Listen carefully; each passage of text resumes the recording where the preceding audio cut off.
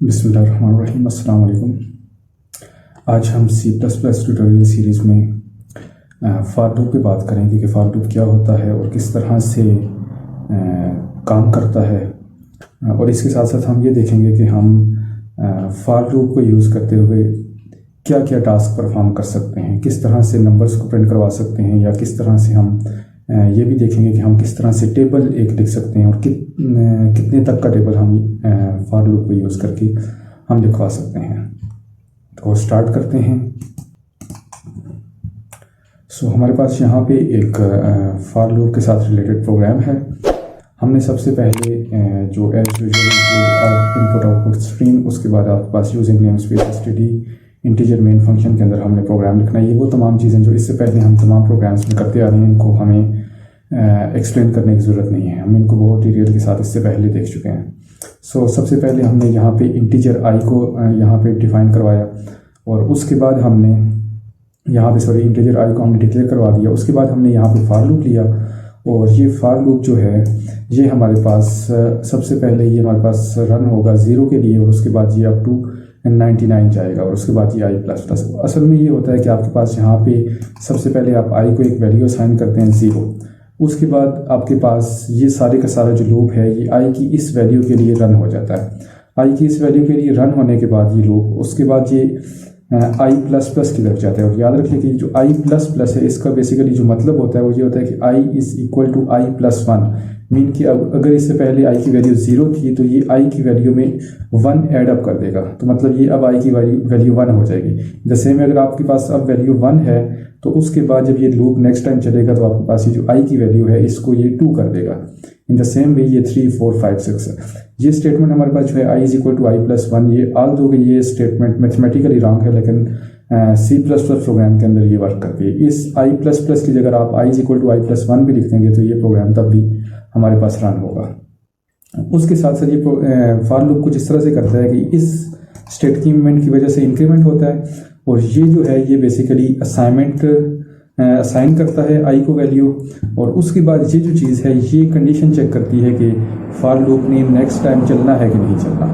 मतलब कि आपके पास लेट्स से कि आई इज इक्वल टू 0 है, तो आई की वैल्यू अगर आपके पास 0 है, आई को 0 वैल्यू असाइन हुई है, तो ये फॉर लूप ये देखेगा कि आई इज़ लेस देन 100 ये है कि नहीं है। अगर आपके पास ये जो 0 लेस देन 100 डेफिनेटली है तो हमारे पास ये लूप रन होगा, और लूप रन होने का मतलब ये है कि आपके पास ये स्टेटमेंट प्रिंट हो जाएगी।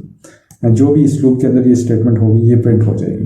इन द सेम में जब ये आई प्लस प्लस 0 में 1 ऐड अप कर देगा, फिर ये इस स्टेटमेंट इस कंडीशन को चेक करेगा कि अगर आपके पास ये कंडीशन फुलफिल हुई तो दोबारा आपके पास ये जो लूप होगा ये रन होगा, और ये दोबारा ये स्टेटमेंट प्रिंट हो जाएगी।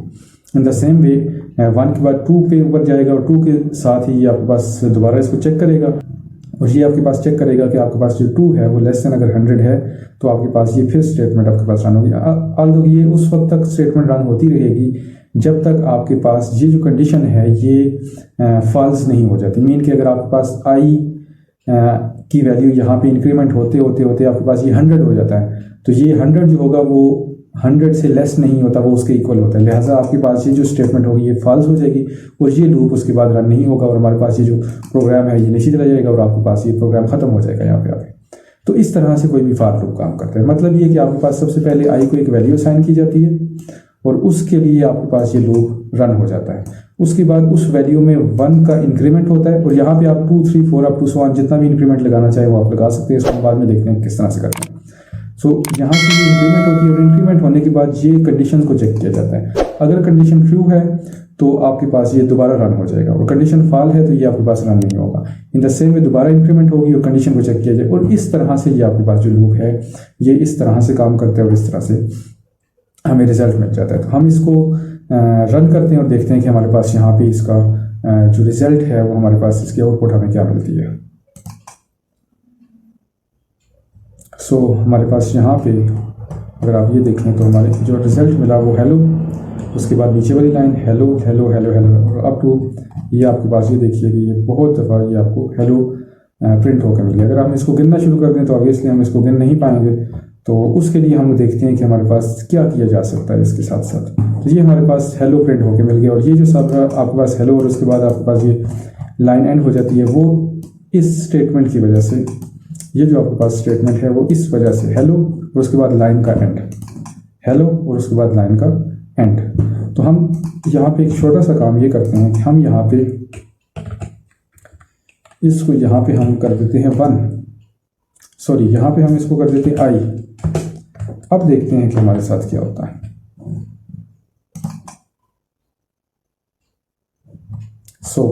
आप यहाँ पे देख सकते हैं कि i की वैल्यू सबसे पहले 0 के लिए हेलो लिखा गया, i की वैल्यू 1 के लिए, 2 3 4 5 6 अप टू 1। ये उस वक्त चलता रहा जब तक हमारे पास ये 99 हो गया। जब 100 गया तो 100 रन नहीं होगा, क्योंकि 100 जो है वो 100 से लेस नहीं होता। तो आपके पास यहाँ पे ये इस तरह से ये चीज़ आपको प्रिंट होके मिल जाएगी। इन द सेम वे अगर आप यहाँ पे, अब ये आपके पास जो प्रिंट हो रहा है ये आपको आई की वैल्यू प्रिंट होके मिल रही है। अगर आप यहाँ पे हेलो नहीं भी लिखते तो इसमें भी कोई हमें इशू नहीं है। हम यहाँ पे कुछ इस तरह से F5 कर देते हैं, सॉरी। हम यहाँ पे इसको रन करते हैं और देखते हैं क्या होता है। हमारे पास आप यहाँ पे देख सकते हैं कि 0 1 2 3 अप टू 100। तो ये वो तमाम इसकी वैल्यूज़ हैं जो कि हम इसको करना चाह रहे हैं, मतलब कि ये हमारे पास प्रिंट हो गई हैं। इसी तरह अगर आप यहाँ पे i is equal to I plus 1 लिखते हैं, i is equal to I plus 1 और उसके बाद इसको रन करें तो ये सेम उसी तरह से प्रिंट होगा, क्योंकि हमने देखा था कि i प्लस प्लस और आई प्लस 1 जो होता है वो हमारे पास सेम होता है।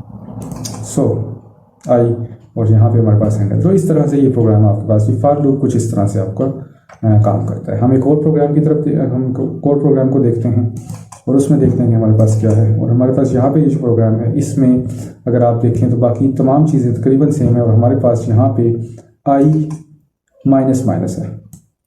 इसका मतलब ये है कि ये i माइनस 1, अगर इससे पहले i की वैल्यू 0 हुई तो ये -1 वैल्यू इसकी प्रिंट कर देगा। और हमने यहाँ पे देखा कि सबसे पहले हमने जो डिक्लेयर करवाया वो हमने i is equal to 100 declare करवा दिया।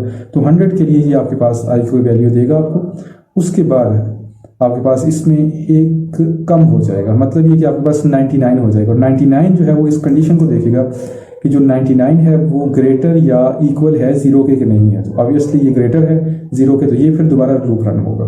इन द सेम वे 99 के बाद ये इस पे आएगा तो आपके पास 1 माइनस हो जाएगा, तो मतलब ये 98 हो जाएगा। तो ये 98 के लिए आपके पास रन होगा।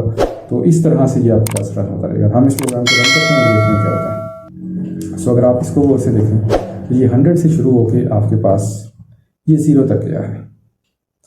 और इस तरह से ये आपके पास जो रिवर्स में आपके पास काउंटिंग है वो लिखी हुई यहाँ पे आपको मिल गई है।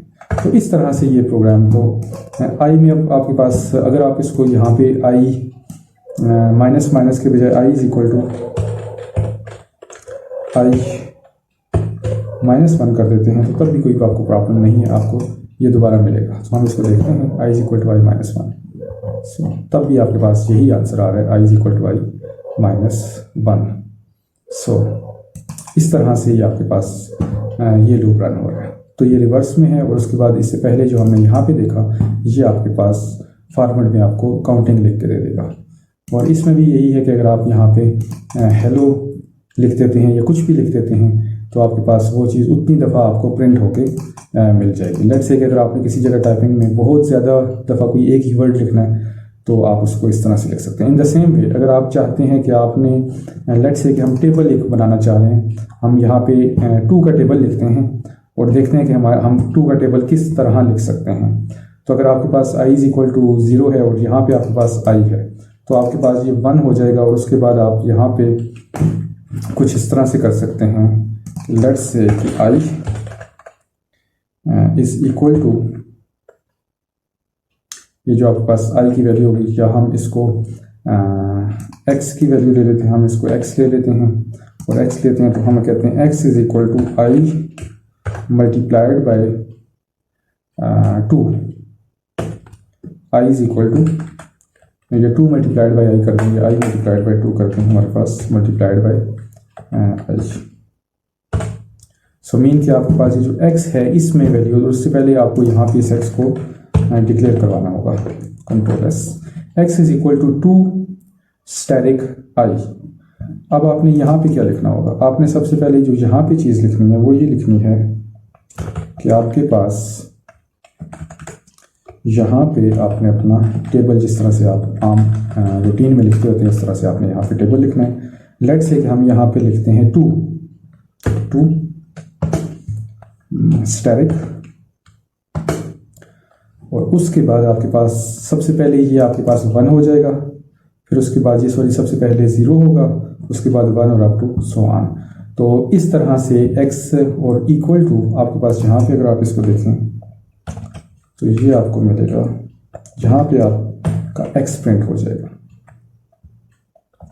थोड़ी सी हमें यहाँ पे स्पेस देनी होगी, तो ये हमने जस्ट एक स्पेस दे दी अपने टेबल को अच्छे तरीके से प्रिंट करवाने के लिए। तो अब आप यहाँ पे देख सकते हैं कि x is equal to 2 multiplied by I की वैल्यू अगर 0 होगी तो 2 इंटू 0 हमारे पास x की वैल्यू 0 हो जाएगी, तो यहाँ पे 0 प्रिंट होके मिल जाएगा। इन द सेम वे आपके पास यहाँ पे जब 0 होगा, मतलब i की वैल्यू जब 0 होगी तो यहाँ पे आपको 0 होकर प्रिंट मिल जाएगा, 2 मल्टीप्लाइड बाई ऐसा ही लिखा हुआ आ जाएगा। इन द सेम वे आपके पास जब ये 1 इंक्रीमेंट होगा तो ये आपके पास i की वैल्यू जो होगी वो 1 हो जाएगी, तो i की वैल्यू 2 मल्टीप्लाइड बाई 1 हो जाएगा। 2 मल्टीप्लाइड बाई 1 करने से आपके पास यहाँ पे x, सॉरी मैं यहाँ पे उसको सेमीकोलन यहाँ पे आएगा। सो इस तरह से ये सारे का सारा प्रोग्राम रन होगा। देखते हैं हमारे पास ये प्रोग्राम किस तरह से काम करता है। सो हम इसको रन करते हैं। आप यहाँ पे देख सकते हैं 2 स्टैटिक 0 0 2 1 2 2 2 4 2 3 6 2 4। तो हमने यहाँ पे एक छोटा सा जो गलती की है वो हमने यहाँ पे इक्वल टू का साइन नहीं डाला, तो हम उसको इक्वल टू का साइन डाल देते हैं। उसके बाद हम इस काम को करते हैं। हमारे पास यहाँ पे जब आएगा तो इक्वल टू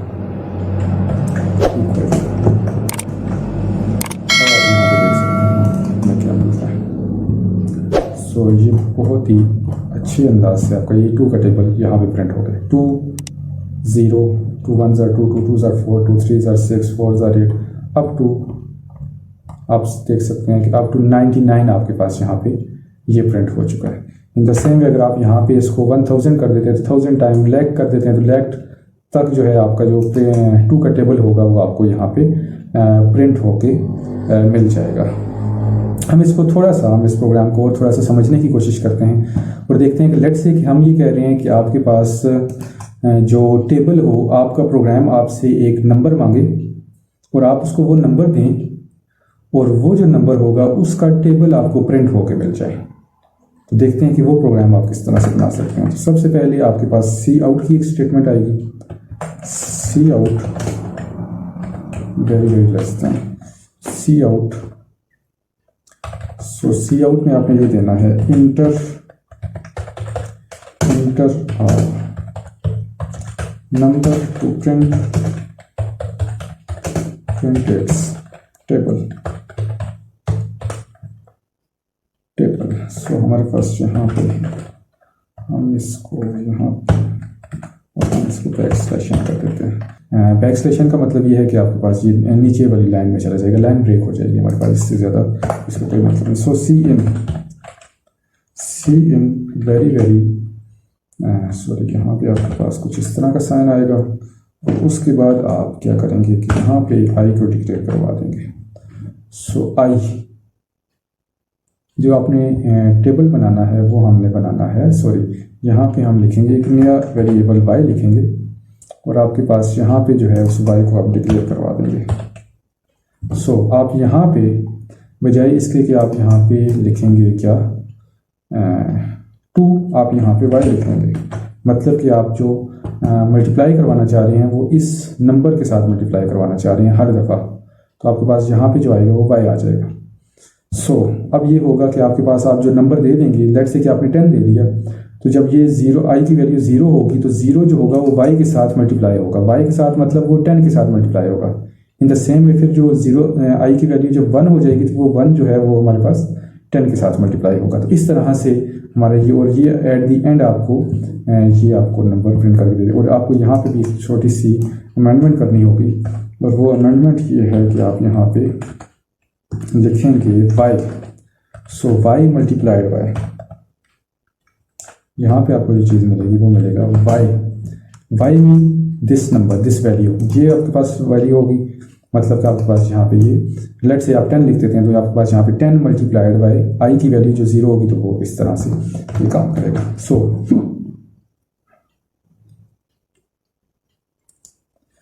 अब हम इसको चेक करते हैं कि हमारे पास ये किस तरह से काम कर रहा है। सो हमने यहाँ पे कुछ गलती की है, वो गलती क्या हो सकती है? Cin for I is equal to i, sorry यहाँ पे हमने सेमीकोलन नहीं डाला, सो कंट्रोल एस।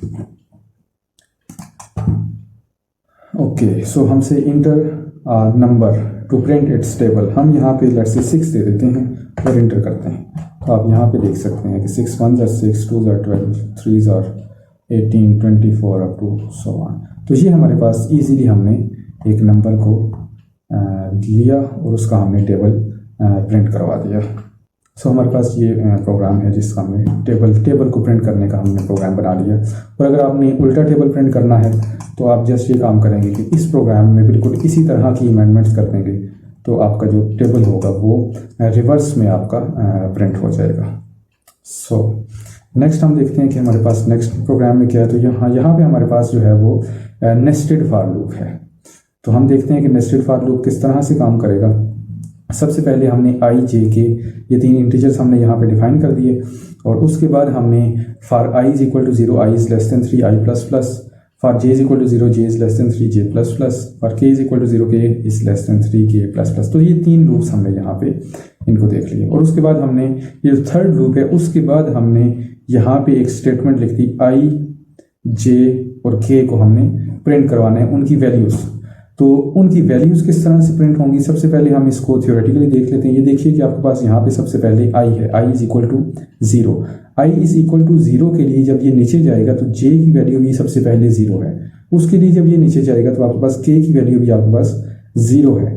तो उसके लिए आपके पास अब ये देखिए आई भी 0 जे भी और के भी 0, तो आपके पास 0 0 0 ये चीज़ प्रिंट हो जाएगी।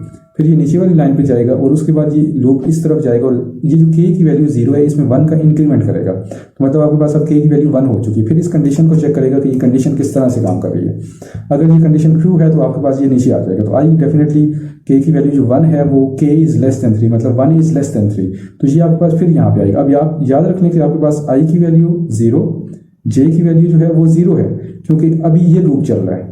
जब ये लूप खत्म होगा तो फिर ये ऊपर जाएगा, और जब ये लूप फिर चलना शुरू हो जाएगा और उसके बाद फिर ये ऊपर जाएगा जब ये लूप आपके पास यहाँ पे खत्म होगा। तो मतलब अब आपके पास जो है वो के की वैल्यू 1 थी, 1 लेस देन 3 है, लिहाजा आपके पास आई की वैल्यू भी 0, जे की वैल्यू भी 0, लेकिन के की वैल्यू 1। तो अब प्रिंट होगा 0 0 1। इन द सेम वे फिर प्रिंट होगा 0 0 2।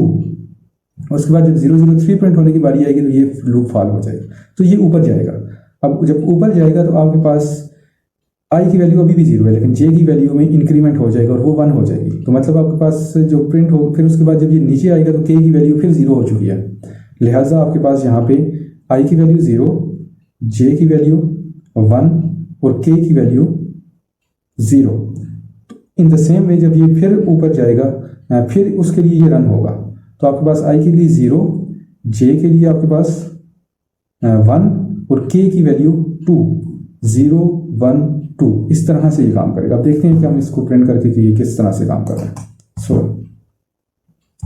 ये आप देख सकते हैं कि 0 0 0 सबसे पहले तीनों 0 थी, फिर उसके बाद आपका जो लूप है वो के ऊपर रन हुआ, इस के ऊपर आपके पास लूप रन हुआ तो वो 1 हुआ, फिर के 2 हुआ, बाकी दोनों 0 रही। उसके बाद ये लूप जब खत्म हो गया तो उसके बाद ये जे के ऊपर गया, 0 वैल्यू, आई की वैल्यू अभी भी 0 है लेकिन जे की वैल्यू 1 हो चुकी है। फिर 1 के लिए आपके पास 0 1 2 चलेगा और जे की वैल्यू 1 1 ही रहेगी। फिर जब ये ऊपर जाएगा तो आई की वैल्यू अभी भी 0 है, ये 2 2 2 और उसके बाद 0 1 2 के की value. In the same way ये जो 2 2 2 है ये आपके पास जे की वैल्यू है। इन द सेम वे जब ये दोनों लूप्स फॉल हो जाएंगे तो उसके बाद ये फिर ऊपर जाएगा, फिर आपके पास 1 आ जाएगा। तो मतलब आई की वैल्यू 1, उसके लिए 0 0, आई की वैल्यू 1 0 1, आई की वैल्यू 1 0 2, आई की वैल्यू 1 1 0। अब ये होगा कि 1 के लिए फिर ये सब चीज़ रिपीट होगी। जिस तरह 0 के लिए ये आई की वैल्यू 0 के लिए सब कुछ रिपीट हुआ था, इसी तरह से 1 के लिए सब कुछ रिपीट होगा, फिर 2 के लिए आपके पास सब कुछ रिपीट होगा और तब आपके पास। अब अगर आप इसको ज़रा गौर से देखें तो सबसे पहले अगर आप देखें तो ये जे की वैल्यू 0 के लिए 0 1 2 रिपीट हुआ है। इसी तरह जे की वैल्यू 1 के लिए 0 1 2 रिपीट हुआ है। जे की वैल्यू 2 के लिए 0 1 2 रिपीट हुआ है। इसी तरह उस दौरान आपके पास जो आई की वैल्यू थी वो 1 थी, 0 थी, सो उस वक्त आई की वैल्यू 0 थी। अब आप यहाँ पे देखें तो जे की वैल्यू 0 के लिए 012 रिपीट हुआ और उस दौरान जो i की वैल्यू अब हो चुकी है वो 1 हो चुकी है। In the same way j की वैल्यू 1 के लिए 012, बिल्कुल वही चीज़ जो हमने सबसे ऊपर देखी थी, बिल्कुल वो चीज़ यहाँ पे रिपीट हो रही है, लेकिन अब जो है हमारे पास i की वैल्यू 1 है। इन द सेम वे फिर बाद में i की वैल्यू 2 हो जाएगी और बाकी सब कुछ रिपीट होगा। इन द सेम वे अगर आपके पास यहाँ पे i इज लेस देन और इक्वल टू 3 हो जाता है तो 3 के लिए भी आपके पास ये लूप चलता है। और इस तरह से, तो इस तरह से कोई भी फॉर लूप काम करता है, नेस्टेड फॉर लूप काम करता है कि आपके पास एक फॉर लूप जब तक फॉल्स नहीं होता वो चलता है, फिर उसके बाद वो उससे ऊपर वाले फॉर लूप पे जाता है, फिर वो दोबारा से इसको लेके रन होता है और उसके बाद ये ऊपर जाता है और ये दोबारा से इन दोनों को लेके आपके पास यहाँ पे रन होगा। तो ये आपके पास बेसिकली फॉर लूप की बेसिक वर्किंग है और नेस्टेड फॉर लूप इस तरह से बेसिकली काम करता है। सो होप सो कि आपने अभी तक जो काम किया ये आपको बहुत अच्छे अंदाज से समझ आ गया होगा। अगर आपको कोई प्रॉब्लम है या कोई चीज़ आपको समझ नहीं आई तो आप इसको मुझे कमेंट के ज़रिए बता सकते हैं ताकि हम उससे रिलेटेड जो भी कन्फ्यूजन है आपकी वो दूर कर सकें। तो ये जो आपके पास फॉर लूप है ये इसके अलावा भी और बहुत सी जगहों पे यूज़ होगा। जिस तरह आपके पास मैट्रिक्स है, मैट्रिक्स को जनरेट करना या मैट्रिक्स से वैल्यूज़ लेना या मैट्रिक्स की मल्टीप्लिकेशन करना या मैट्रिक्स की एडिशन करना, इस तरह के जितने भी प्रोग्राम्स हैं उनमें ये फॉर लूप डेफिनेटली वो काम करेगा। लिहाजा इसका समझना ज़रूरी है और इसको समझे बगैर आप कभी भी मैट्रिक्स के साथ रिलेटेड जितने भी ऑपरेशंस हैं उनको आप कभी भी परफॉर्म नहीं कर सकेंगे। सो इसकी बहुत अच्छी तरह से प्रैक्टिस करें ताकि आपको ये बहुत अच्छे अंदाज से समझ आ जाए। इस वीडियो के साथ जितने भी प्रोग्राम्स एसोसिएटेड हैं और जो हमने अभी प्रोग्राम्स बनाए हैं इनके साथ इनके जो लिंक्स हैं वो मैं इंशाल्लाह डिस्क्रिप्शन में दे दूंगा। आप इसको वहाँ से डाउनलोड कर सकते हैं और अपने कंपाइलर में इसको रन करके देख सकते हैं कि किस तरह से ये प्रोग्राम सारे काम करें और आपको किस हद तक इनकी अंडरस्टैंडिंग हो चुकी है। So thank you so much for watching.